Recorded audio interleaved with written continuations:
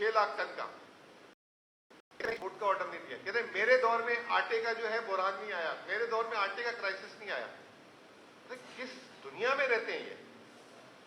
फिर इसके बाद स्कैंडल्स क्या क्या, मैं आपको बताता हूं कि इनके दौर के, अब तो हुकूमत खत्म हुई है, बातें दबती थी, बहुत सारे लोग, आजाद मीडिया भी मतलब कोशिश करता था आजाद होने का, उनको फिर बंद कर दिया जाता था। अभी आखिरी दिनों में आप लोगों के साथ जो कानून साजियां हो रही थी, वो आप लोग की लड़ाई आप लोग खुद जानते हैं बेहतर। सबसे पहले तो पिछले साल जून में इन्होंने तेल जो है $110 के हिसाब से जो है पाकिस्तान के लिए 3 महीने का मंगा लिया था। उस वक्त तेल इतना ज्यादा क्यों मंगाया गया, किसके लिए मंगाया गया? फिर उसके बाद इन्होंने इंपोर्ट बैन की। जैसे मैंने अभी आपको महंगाई में बताया कि पाकिस्तान की महंगाई आलमी महंगाई नहीं थी, ये बंदिशें लगाई गई, और उस बंदिशों के पीछे किन किन माफियाज को आपने सपोर्ट किया, ये दूसरा बड़ा स्कैंडल था इनका। जिसमें मैंने आपको आटे की बात बताई, जिसमें मैंने आपको चीनी की बात बताई, जिसमें मैंने घी तेल की बात बताई। इस तरह आप हर चीज को निकालेंगे, उसके पीछे एक दास्तान मिलेगी आपको, एक कहानी मिलेगी जो इन्होंने की है। फिर अभी आखिरी चंद महीनों में मैं खुद कहता हूं कि पाकिस्तान की असासे जितनी बुरी कारकर्दगी प्राइवेटाइजेशन कमीशन की है, इसको बंद हो जाना चाहिए, और उसका हल जो है ये SIFC जैसे और इस तरह के कोई इदारे होने चाहिए। लेकिन आपने एक एक दिन 24-24 घंटे, 48-48 घंटे में पाकिस्तान की असासे बेचना शुरू कर दी। बताइए, सुबह वो सुबह ये कैसे हो रहा है, ये क्या हो रहा है, उसके पीछे ट्रांसपेरेंसी क्या है? ये हमारे इदारे वो यहां से जब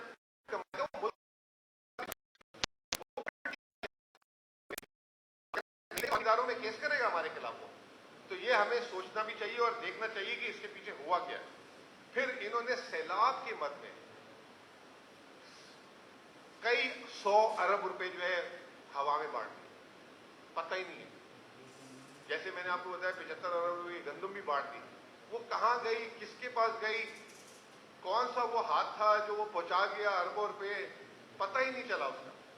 उस पे भी जो है, और फिर जो है आखिरी में डेवलपमेंट फंड, जिस बेदर्दी से एक तरफ आप कहते हो मुल्क में इलेक्शन के पैसे नहीं है, आज साल भर से आप रो रहे थे, एक तरफ आप कहते हो हमारा खजाना खाली है, एक तरफ आप कहते हो शबाना रोज मेहनत करूंगा, दिन रात मेहनत करूंगा, पाकिस्तान को कर्ज से निकालूंगा।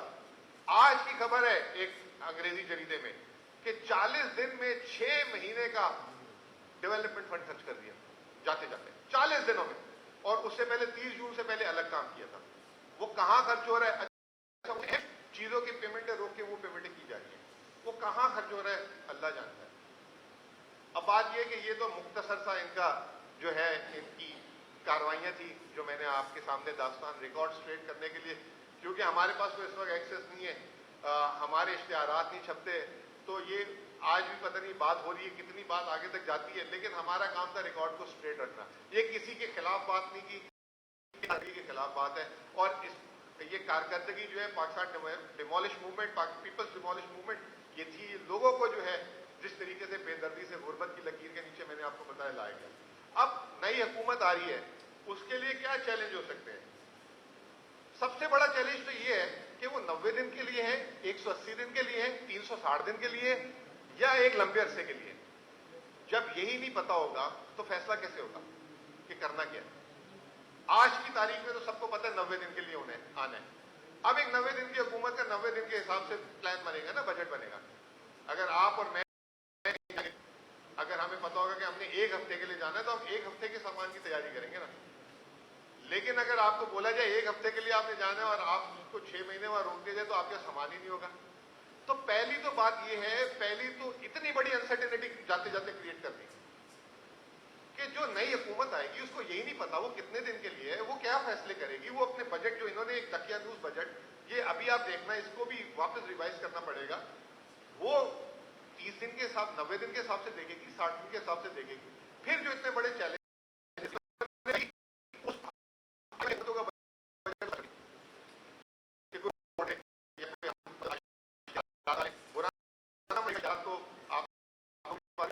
लेकिन बात मैं आप लोगों पे टारगेट नहीं करके कह रहा, ये इस पे अपने मकसद के लिए इश्तिहारात लगा रहे हैं, कोई आप लोगों के लिए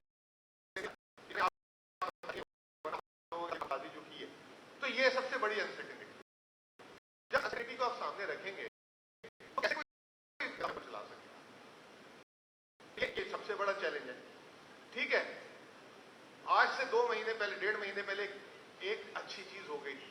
आईएमएफ वाले जो है पीटीआई वालों से मिले, पीटीआई वालों ने अनकंडीशनल सपोर्ट दी और एक मुल्क के मफाद को आगे रखे कि मईशत को ठीक कर दिया जाए। लेकिन आप देखेंगे पिछले 1 महीने से रोजाना हमने कर दिया और उसके बाद खिलाफ वर्जियां कर रहे हैं। तेल की कीमत भी 31 तारीख को इनके हाथ कांप रहे थे करते हुए, उनसे मुआहदा फिर 2 दिन बाद की, वो बोला कैलकुलेशन तो ये करे तो करे। 15 तारीख को आपको पता लगेगा असल कीमत क्या तेल। तो जब एक चीज पे फैसला हो गया था कि पाकिस्तान कम फर्स्ट, पाकिस्तान की मईशत पे कोई सियासत ना करे, तो आप बात ही नहीं आ रहे। आप जो है रोजाना उस पर अपना सीवी ले लेके घूम रहे हैं। आप जो है ये मैंने ये कर दिया, मैंने ये कर दिया। साहब कह रहे हैं मुल्क जो है टेक ऑफ पोजीशन पे आ गया। आज उनका भी थोड़ी देर पहले बयान था। तो कौन सी टेक ऑफ है भाई, हमें बताए इसलिए ये जो मैंने आजादुल सारे इन्हीं के दिए हैं, अपने घर से कोई नहीं बना कर लाया। भाई ये छोटी मोटी गुजारिशात थी। आज मेरे लिए ये दिन बड़ा तकलीफ दे है क्योंकि आज ठीक इसी 11 अगस्त को इसी वक्त जिस वक्त मैं भी आपसे बात कर रहा हूँ, मेरे वाले साहब का इंतकाल हुआ था और जो है इत्तेफाक से मौका मिल गया। आप लोग भी उनके लिए मग़फ़िरत के लिए दुआ कीजिएगा। लेकिन वो एक मेरे लिए तकलीफ दे देने और जो ये मैंने आपको हालात बताए हैं, मैं एज अ पाकिस्तानी बता रहा हूँ कि निहायत ही तकलीफ दे 16 महीने थे और ये हर एक के लिए तकलीफ देते, सिवाय उन लोगों के माफियाज के जिनको सपोर्ट किया गया इंटेंशनली अनइंटेंशनली। बहुत सारे लोगों को अनइंटेंशनली भी इन सारी चीजों के फायदे हुए। तो ये जो है सिलसिला जो है इससे पाकिस्तान बहुत पीछे चला गया। कल नरेंद्र मोदी कहीं बोल रहा था कि इंडिया की जो कारकर्दगी पिछले 4-5 सालों में है उसने इंडिया को हजारों साल आगे ले गया। मैं ये बात कहूंगा कि पाकिस्तान हजारों साल तो नहीं 76 साल पीछे चला गया। बहुत बहुत शुक्रिया।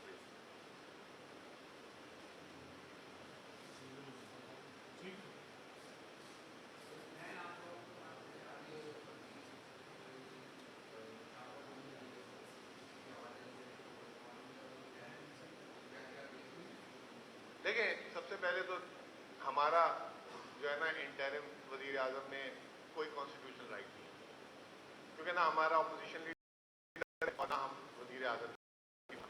ये जिनका राइट है वो ईमानदारी से उसको एक्सरसाइज करें। सबसे पहले तो ये प्लान नंबर 1 है। प्लान नंबर 2 मैंने आपको बता दिया कि जो आ रहे हैं उनको ये पता हो कि वो कितने दिन के लिए आ रहे हैं और कौम को भी पता हो, मार्केट बताओ, IMF को भी बताओ। प्लान सी ये कि जिस पे आज से महीना पहले, सवा महीने पहले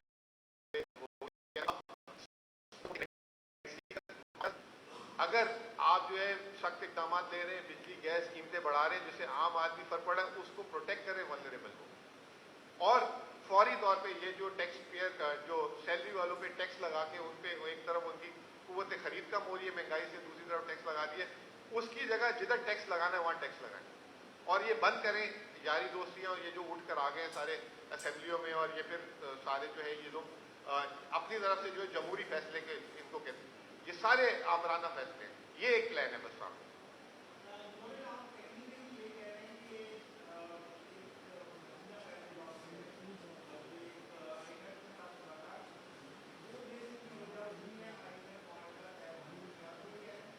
नहीं देखें, वो ये एक हिस्ट्री में पाकिस्तान की 1958 से पाकिस्तान IMF प्रोग्राम किया, 23 प्रोग्राम ले चुका है। कोई एक प्रोग्राम ऐसा दिखा दें जिसके बाद ऑपोजिशन के पास IMF गई हो। उसकी वजह ये थी कि उनको भी पता है कि ये पाकिस्तान की सबसे बड़ी पॉलिटिकल पार्टी है, अगर इनकी कंसेंट आएगी तो इनका भी एक बहुत बड़ा वोटर बेस है, तो ये भी अपने लोगों को समझाएंगे। जैसे मैंने अभी आपसे क्या बात की, हमारी पार्टी में भी जो है चीनी वाले थे, एग्रीकल्चरिस्ट थे, ये वो, मैंने आपसे क्या बात की, क्या बहुत हो गया इनके साथ, बहुत इनके साथ नवाज लिया या इनके मुरव्वत कर ली। अब तो ये जब तक पॉलिटिकल पार्टीज के अंदर ये रिफॉर्म नहीं आएगा ये आगे नहीं जा सकेगी।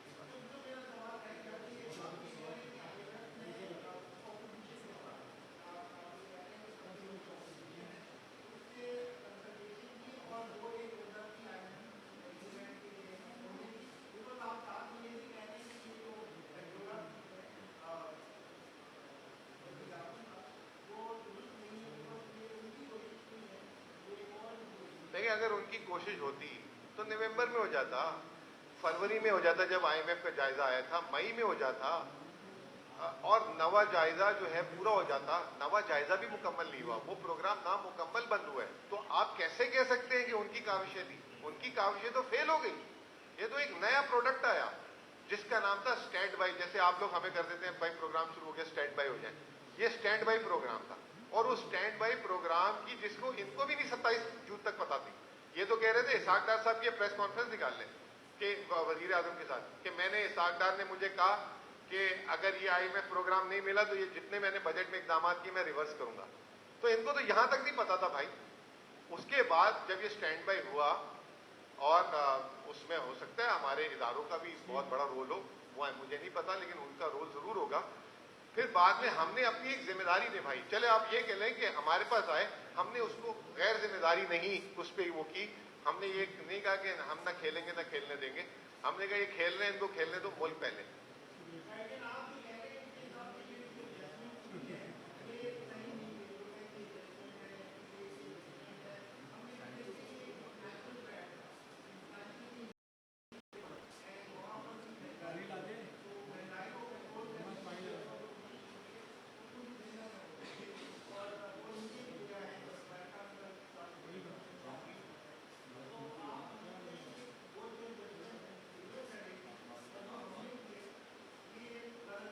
देखिए हमारा फर्क नहीं इतना बड़ा। देखिए दुनिया में महंगाई हुई है ना, दुनिया में महंगाई का स्केल क्या था? 3% से 11% तक। चंद ममालिक हटा लें, पाकिस्तान, टर्की, वेनेजुएला, ये वो, बाकी आपका भारत भी है ना, श्रीलंका भी अब होगी महंगाई, जिसकी हम मिसालें देते हैं कि अल्लाह न करे हम श्रीलंका बने। मैं कहता हूँ बन जाए भाई, 10% से कम महंगाई है, शरह सूद भी वहाँ सिंगल डिजिट में आ गया, करेंसी भी वहाँ उनकी 100 रुपये एप्रिशिएट हो गई है। पहले हम उसी को कह के हम पहला बेंचमार्क ये कर लें ताकि चीजें तो नीचे आए। तो ऐसा तो नहीं हो सकता ना कि इन सारे ममालिक पे single digit, Bangladesh, India, Sri Lanka, वहां पे सिंगल डिजिट और आप 40-40% महंगाई हो, तो इसका मतलब है यहाँ कुछ गलत हो रहा है ना, और वो गलत पॉलिसी मिसस्टेप्स थे ना सारे।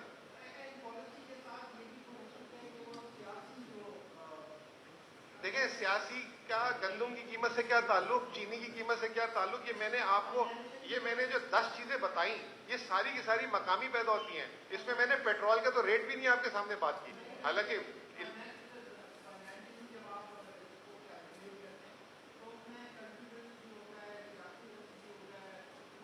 पाकिस्तान का सर पॉलिटिकल रिस्क तो ये 3.5 साल से ऐसे ही चल रहे थे। PTIMF हो रहा था, हमें असेंबली में जो है स्टेट बैंक का बिल नहीं पास करने दिया गया था, उसके खिलाफ वोट डाला था। तो वो उस वक्त क्यों नहीं हो रहा था सारा कुछ? अब ये 16 महीने में सारा सियासी रिस्क हो गया। ये सारी बातें प्रोपोगेंडा है, और ये सिर्फ उनकी नाकामियों को छुपाने को। नाकामी नहीं छुपती। देखिए अब मैं आपको बता रहा हूँ, हम पीछे रह गए बोलने में। आज भी प्रेस कॉन्फ्रेंस की है, ये अवाम के लिए कोई नई बात मैं की नहीं है, अवाम को इससे ज्यादा पता है, और वो नाराज होंगे कि आपने अभी भी हल्का हाथ रखा है। जी जी।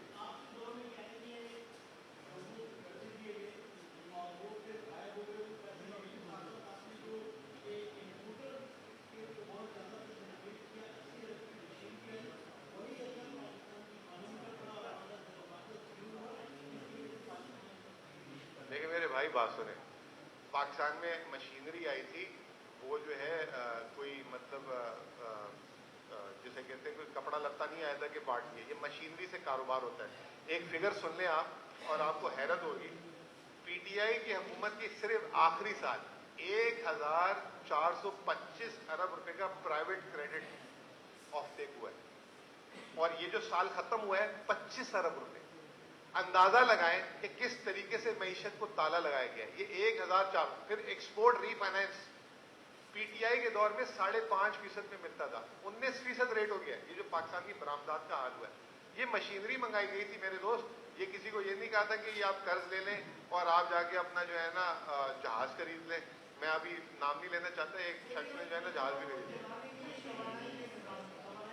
सर मेरी बात सुने, किसने कह दिया तवानाई का? इस वक्त तवानाई का नहीं, आपके मुल्क में जो है कॉटन नहीं है, रॉ मटेरियल नहीं है, और तवानाई का किसने कह दिया आपके इंतजाम नहीं है?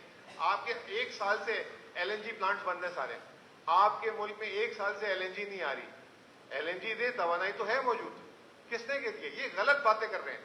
और वो जो सस्ता तेल ला रहे थे रूसिया से, हमने तो दरखास्त की अब ना लाए, बहुत पेट्रोल सस्ता हो गया।